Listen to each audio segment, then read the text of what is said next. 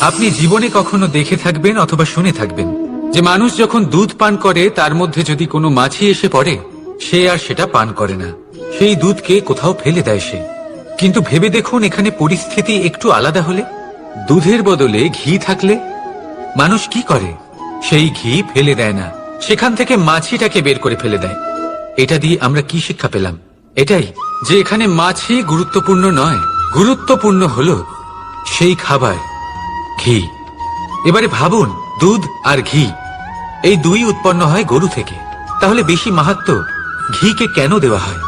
তার কারণ যে যত বেশি তাপ সহ্য করে সে তত উৎকৃষ্ট হয়, সে ততটা মূল্যবান হয়। এতটাই মূল্যবান যে যদি তাতে কোনো দোষও থাকে মানুষ সেটা গ্রাহ্য করে না। তাই মনে রাখবেন, এই পুষ্টি অপুষ্টি এ শুধুই নামমাত্র, কিন্তু পরিশ্রম করা, সংঘর্ষ করা, তাপ সহ্য করা